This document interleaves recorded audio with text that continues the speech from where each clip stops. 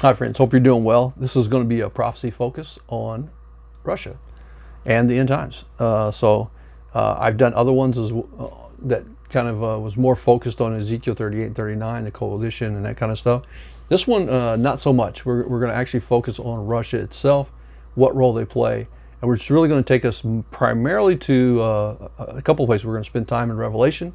We're going to spend some time in Joel, and we're going to spend some time a little bit in Ezekiel 38 and 39, but just a little bit. So we're not going to go back over the same track we've gone over. But I think this one is important because what role does Russia play? And I do think they play a significant role. Contrary to some, I don't think it plays the role of the tribulation, but I think it plays and lays a foundation for the tribulation. I believe that the Gog-Magog war will lead to ultimately the restoration of the rebuilding of the temple and ultimately to the final tribulation period, which ultimately will bring in, as we know, Armageddon and massive death and the Antichrist and everything else that goes along with it. And we'll focus on those as we come to other prophecy focus. But this one is on Russia. And again, I won't go back over everything, but we will look at a little bit of Ezekiel 38 and 39, and then it's really going to take us to Joel. It's a smaller one. It's only 3-chapter minor prophet. It's kind of an obscure one. It's easy kind of where it's situated, and people a lot of times miss it. But actually, Joel is a very powerful book and prophet, and what he says is very significant for our day and age. I believe the totality of what he's talking about is the end times. Because throughout it, he talks about the day of the Lord, the time of judgment, and this northern kingdom, which I think is alluding to exactly what Ezekiel was talking about in Ezekiel 38, 39, this northern kingdom that will come against Israel and ultimately be defeated, destroyed. And then in Joel chapter 3, he alludes to and talks about how this ultimately is going to, as we move on, now a period of time in which there will be judgment upon all the nations, not just this northern one. So first comes the judgment on this northern one, and then in Joel 3 we see 1 and 2, verses 1 and 2, it talks about this judgment of all the nations, which I think alludes back to ultimately what we see happening in Revelation throughout it. And it'll bring us to a couple of places I want to focus on, which would be Revelation chapter 14 and Revelation 19. But first we're going to just look at just a simple part of Ezekiel 38, verses 21 through 23. You might want to jot all these down. We'll be jumping, like I said, through Ezekiel 38. We'll go in verses 21 through 23. We're going to go to Ezekiel 39, verses 4 and 6. That'll take us to Joel. We're going to focus in on Joel chapter 2, verses 1 and 2 and 11, which is affirming Matthew 24, 21. And again, that's affirming that the language being talked about there, the context is end times that he's talking about, so I'm not taking it out of context. And then we'll look at briefly at Joel chapter 3, verses 1 and 2, and verses 12 and 14. And then that will take us to Revelation chapter 14, 14 through 20, and chapter 19, verse 19. So that's the essence of what we're going to be going. So if you have your pen, please jot those down, and then we'll go back through them and look at them. So anyway, we're going to start in Ezekiel 38, 21 through 23. And it says, I will call for a sword against him on my holy mountains, declares the Lord. Talking of this northern alliance that's coming against Israel is what the context is. And it's end times. I won't go back over that, but in Ezekiel 38, multiple times it talks about it being an end times event, that these things are in the last days. Verses 16 and verses 5, remember off the top of my head, or 8 off the top of my head.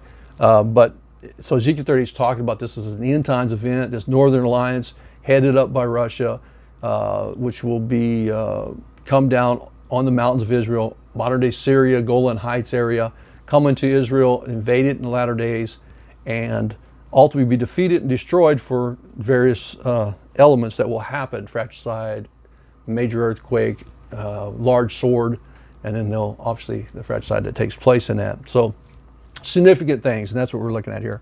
So this northern alliance is going to be destroyed, and that's what he's talking about here. And he says, I will call for the sword, individual sword, remember that, and I went over this, possibly America, I believe. If that happens in contemporary time now, I think that's the only nation that can stand up to a coalition at large, elements and associated elements with it. It says, against them on my mountains, declares the Lord, every man's sword will be against his brother, fratricide, his pestilence with and with blood I will enter into judgment with him, and I will rain on him and on his troops and on his many people with him, a torrential rain with hailstones, fire, and brimstone. That kind of language to me talks about nuclear war. Some people say, well, it's just going to be this earthquake that's going to pop up from there, or a volcano from the earthquake or something. It could be maybe something supernatural like that. But to me, it begs the language of what we see taking place in Revelation.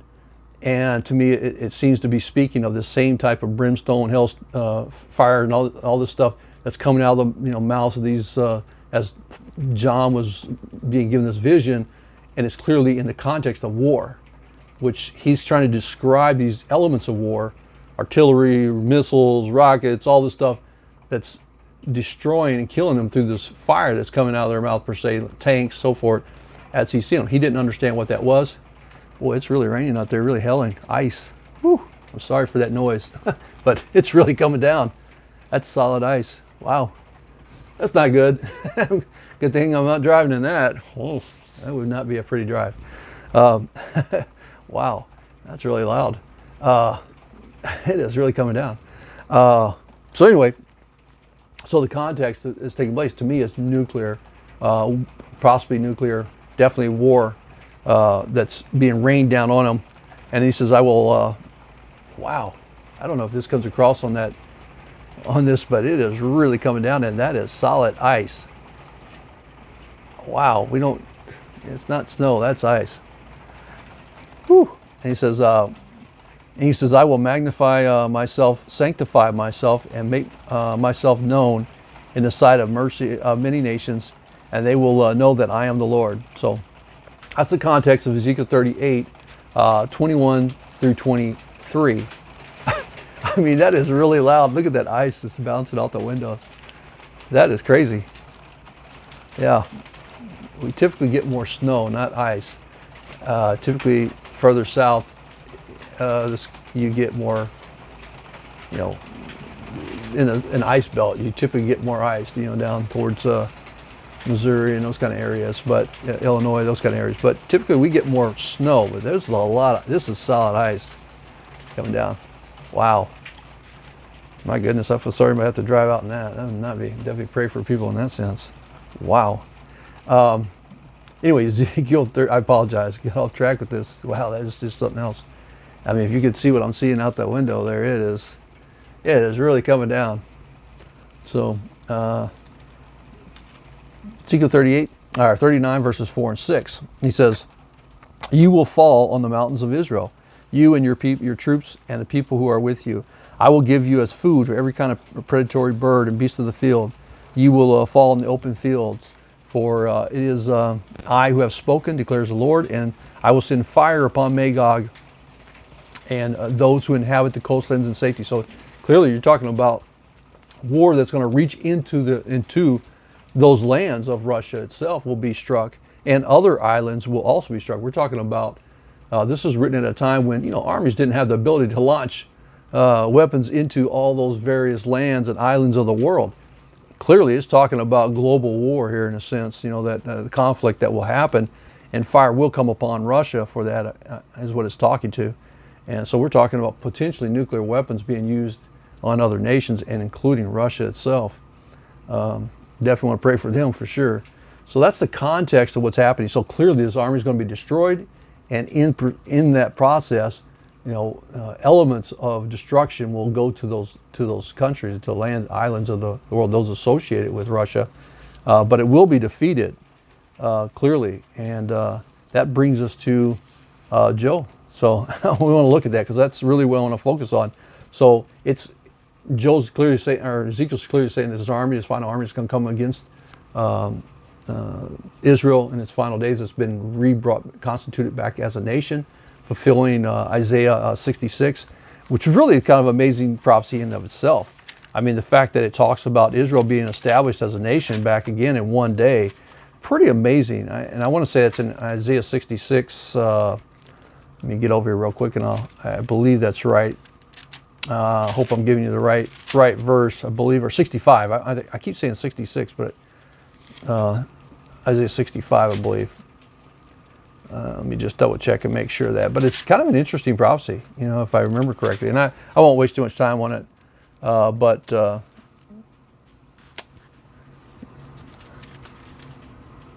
yeah. Anyway, I can come back to that. I just thought that was very interesting. It talks about, those kind of prophecies where it talks about bringing nations back, and I could be, it'll come to me.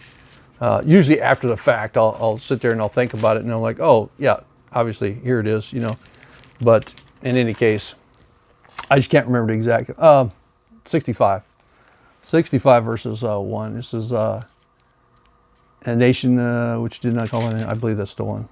But anyway, so anyways, talking about the events that are taking place, and for Russia itself, this northern army that's going to be destroyed. Well, Joe picks up on that, and Joe is talking about this in a sense. And how do we know this? Well, the context in Joel is that it's end times as well. We know that from Ezekiel, it's end times. So we're talking about the same event, same time frame. That's why I think this northern army it talked about in Joel chapter 2 is the same army, the same one. Well, it stopped. That was kind of distracting. So so that's a good thing. So anyway, it goes on. We're going to pick up in Joel chapter 1, or chapter 2, verses 1 and 2, and verse 11. So it says, blow a trumpet in Zion and sound an alarm on my holy mountain. Let all the inhabitants of the land tremble, for the day of the Lord is coming. Surely it is near. Clearly he's talking about the day of the Lord, which we know to be the final end times. This is a day of darkness and gloom, and of dark clouds and thick darkness. And as the dawn is spread over the mountains, so there is a great and mighty people. There was never been anything like it, nor will there be again after it, to the years of many generations, which is, it's saying the same thing basically that we see in Matthew 24:21, where it talks about this time it's going to come that will be unlike any other time in history. That's how we know this tribulation period that's coming after this northern army will be unlike any other time in history. And also this northern army is coming down against Israel. Very unique, and it's an end times one. Verse 11 affirms that as well in the same chapter. It says, the Lord utters his voice before his armies. Surely his camp is very great, for strong is he who carries out his word. The day of the Lord is indeed great and very awesome, and who can endure it? So clearly the context is talking about end times. And that's why I read those verses. So we can clearly see that it's in the same time frame as Ezekiel 38:39, which clearly indicates it's a latter days end times event. Well, this is the same thing. Well, it then talks about a northern army, just like Ezekiel 38:39 does. And verse 20, which was our primary focus on this one, was, he says, but I will remove the northern army far from you, and I will drive it into the parched and desolate lands, which is definitely the north. And he says, and its vanguard into the eastern sea, going off, and its rear guard into the western sea. I'm assuming talking about either the Mediterranean or further up. Then he goes on and says, and its stench will arise, and its foul smell will come up, for it had done great things. Reaffirming the events that the bodies are going to be laying in the open ground, and the birds of prey are going to eat on it, and this, the stench of death will be in the air, obviously from this northern horde that's coming down from Russia and the associated armies that are going to fall victim to a massive sword, earthquake from God, and who knows what, and fratricide where they're killing each other. Confusion, obviously, probably brought about by God himself on them. That, I think, indicates that clearly this northern army is going to be destroyed, will be defeated, and the events happening right now in the latter days with Israel back in its land seem to indicate, since we're seeing Russia more active militarily, could be setting the stage for Ezekiel 38:39, but also seeing its completion and fulfillment also in Joel chapter 2, that this army will be defeated and destroyed, which will lead to ultimately the tribulation period of time, I believe, and Joel 3, which carries on from that one, I think affirms that.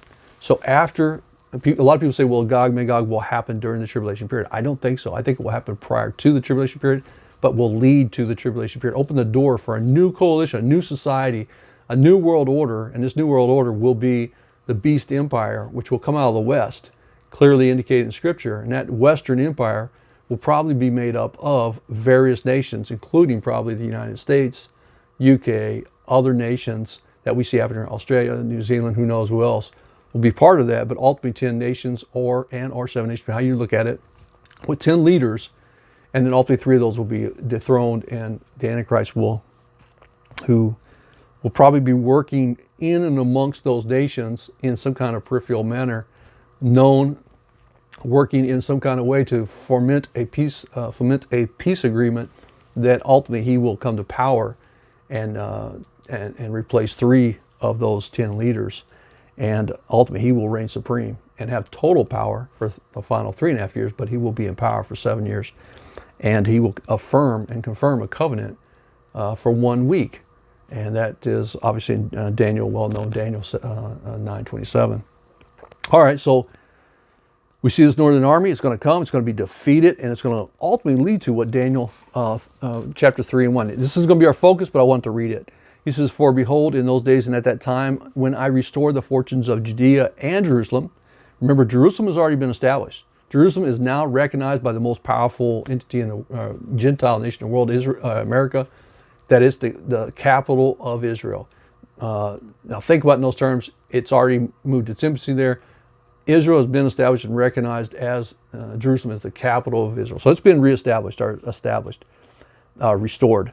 Judea now, on the other hand, is still up in the air. It's still considered part of the West Bank, or Judea and Samaria as we would recognize as Christians, and they call it the West Bank as the world does, because they don't recognize it as part of Israel yet. But ultimately what it's saying is that it's going to be recognized. It's going to be restored to Israel.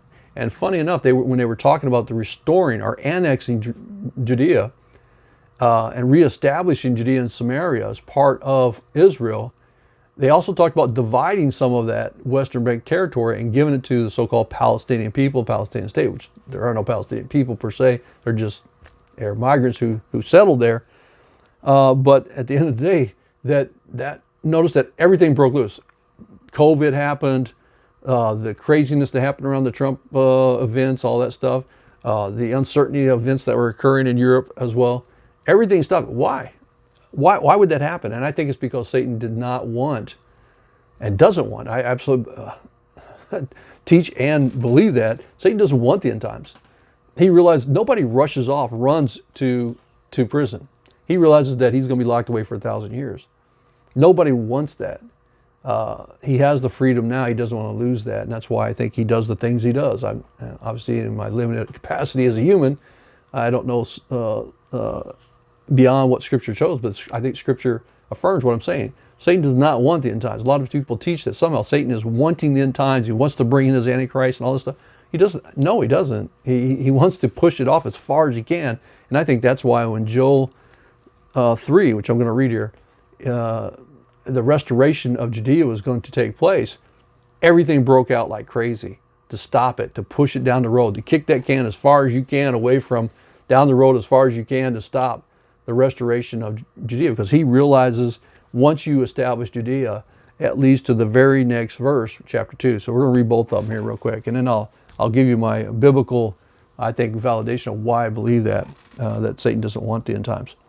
He says, verse 1 of chapter 3 of Joel and verse 2, it says, "For behold, in those days and at that time, when I restore the fortunes of Judea and Jerusalem, I will gather all the nations and bring them down to the valley of Jehoshaphat. There I will enter into judgment with them there on behalf of my people and my inheritance Israel, whom they have scattered among the nations, and they have divided up my land." This again goes into, we're going to look at verses 12 and 14 as well. Let's jump there real quick and let's go ahead and do that. And he says, "Let the nations be aroused and come to the valley of Jehoshaphat, for there I will sit in judgment of the surrounding nations. Put in the sickle, for the harvest is ripe." I think clearly talking about a reference to Revelation 14, God's judgment on the nations, 14 verses 14 through 20. "Come, tread, for the wine press is full. The vat overflows, for their wickedness is great." Verse 14, multitudes in the valley of decision, for the day of the Lord is near in the valley of decision. Revelation 19, the most anticlimactic end to it all. I mean, it's climactic for Christians, but I mean, he comes down and ends it just like that. It's all over, So very quickly, very swiftly, in a lot of ways, I guess, mercifully. But it's alluding to this point of an end times apocalyptic judgment on the nations of the world who are being brought down to this valley of judgment, which is a direct reference to to Revelation 16, 13 and 14, where you have these satanic influences going throughout the world, these things that look like frogs. It says the demonic beings coming out of the mouth of the prophet, the false prophet, the Antichrist, and Satan himself, basically going throughout the world to deceive the kings of the world to come down to the valley of judgment in Israel, what we call Armageddon, and where we would reference in Revelation 19, where it's visualized and referenced, and that is basically where you see the destruction of the nations of the world that come against God to fight against Christ's return, which is why Satan brought them there. That's why he sent them out to deceive the kings to bring their armies there so he could fight against the return of Jesus Christ himself. So anyway, it's we're going to look at those real quick here. So Revelation, cat's over here crying a little bit for some reason. So anyway, we'll jump in here real quick. We got a little bit of time, I think, so we're going to jump in here to Revelation 14 through 20. It says, Then I looked, and behold, a white cloud, and sitting on the cloud was one like the Son of Man. Looking, and behold, like a gold crown on his head, and a sharp sickle in his hand. Again, that sickle part. And another angel came out of the temple, crying out with a loud voice at him who sat on the cloud, Put in your sickle and reap, for the hour to reap has come. Behold, the harvest of the earth is ripe. Then he who sat on the cloud swung his sickle over the whole earth, and the earth was reaped. And people kind of get into this as the reaping of the world. But then it goes down in verse 19 and so forth. It says, So the angel swung his sickle to the earth and gathered the clusters from the vine of the earth and threw them into the great winepress of the wrath of God. And the winepress was trodden out of the city, and the blood came out the winepress up to the horse's bridle for a distance of 200 miles. Clearly talking about just judgment of God upon the world, and again alluding to the same kind of sickle and so forth that we see in Joel that we just previously read. And then that's picked up in Revelation 19:19, where we see this northern army that is spoken of in 1919. We'll just go to 1919. There's actually other ones you could read throughout 19 where God is coming back with his whole army and so forth. Christ is coming back, Lord of Lords, King of Kings, Lord of Lords written on him and so forth. But 19 he says, and I saw the beast and the kings of the earth and their armies assembled to make war against him who sat on his horse and against his army. And the beast was seized, and with him the false prophet who performed the signs in his presence, by which he was deceived, and those who received the mark of the beast, and those who worshipped his image. These two were thrown into the lake of fire and fire and brimstone. And he goes on and says, and rest, verse 21, and the rest were killed with the sword which came out of the mouth of him who sat on the horse, and all the birds who were filled with their flesh. Again, this birds eating, devouring the flesh of these armies. Again, it seems to indicate the same thing talked about there in Joel chapter 3, verses 1 and 2.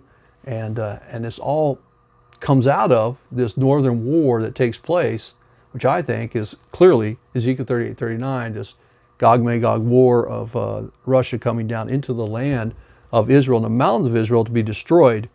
And ultimately what we wind up finding out is that after this destruction, it leads to the tribulation period of time and this end times event as we know as Armageddon. And now to get back to, I hear you. Boy, the cat's over here, she's just going off. What is going on here? What are you doing? Come here. What are you doing? You want to be on the camera too? Is that what's going on? You want to do some video? Huh? Is that what's going on? She just wants some attention, doesn't she? All right. Anyway, so, and one of the things I brought up was that how do we know that Satan doesn't want the end times? Part of the restoration of Judea, I think, is important. He's trying to fight that. So every time we hear about the restoration of Judea, we should really look up, because the restoration of Jerusalem has happened. We've acknowledged that Jerusalem is the capital of Israel. Judea is the one in play. Judea and Samaria, commonly referred to as the West Bank. It will be divided. The land will be divided, just as it talks about in Joel. When we see that happening, and when they restore the fortunes of Judea, when it comes back under full recognized sovereignty of Israel, I think we're going to see a movement towards the end times. Just like it says, he's going to bring those nations down in its final cataclysmic type of apocalyptic war. But get back to the point, why do I believe Satan doesn't want this end times event to happen? Well, Revelation chapter 12, verses 9 and 10, kind of talks about that, or 9 for sure. It says, and the great dragon who was thrown down, the serpent of old, who is the devil and Satan. So clearly we know what we're talking about there. Who deceives the whole world, and we know he does deceive them. He is thrown down to the earth, and his angels with him were thrown down. And it goes on to say that, if I remember correctly, that, in verse 12, it says that, and for this reason rejoice, O heavens and earth, who dwell in them. Woe to the earth and the sea, because the devil has come down to you, having great wrath, knowing that his hour and his time is short. And so clearly he has wrath because he doesn't want the end times. He realizes what's going to happen. What's going to happen? He's going to be locked away for 1,000 years. We see that happening ultimately in Revelation chapter 20, right after the false prophet and Antichrist is thrown into the lake of fire, and all the armies that were with the Antichrist brought there by deception, through this demonic deception to the kings of the world, brought there, which we see talked about in Revelation 16. Where it says these demonic entities go throughout the world to deceive the kings of the world, to bring them down to this valley of judgment ultimately, which we see in Revelation 16 verses 13 through basically 16. So we see this deception that's happening to bring them there. And then we see that after these armies destroyed, after the king's armies destroyed, after the Antichrist, the false prophet, was thrown in the lake of fire, we see that Satan himself is captured and bound in chapter 20 of Revelation verses 1 through 3. It says, then I saw an angel coming down out of heaven, holding the keys of the abyss and a great chain in his hand. And he laid hold of the dragon and the serpent of old, who is the devil and Satan, and bound him for 1,000 years. And he threw him into the abyss and shut it and sealed it over him, so that the world would not be deceived, not deceive the nations any longer until 1,000 years were complete. After these things, he must be released for a short time. So that's why Satan does not want the restoration of Judea, and why I think Joel is a great prophecy book. And the focus on that is when we see Russia in play, moving with its hordes into the northern mountains of Israel, as Ezekiel prophesied, hold on. The end is very near. Christ is coming back, and I believe the tribulation is going to follow soon after that, and that means there's going to be a peace agreement signed. I think after this war, a peace agreement will be affirmed by the Antichrist, and this new world order that will be there to take its place will be brought in by the Antichrist in this new kingdom, new alliance, new power, new world order, and ultimately, I believe the tribulation or the rapture of the church is imminent in between those areas. I think it will be after this Gog-Magog war, but before the tribulation.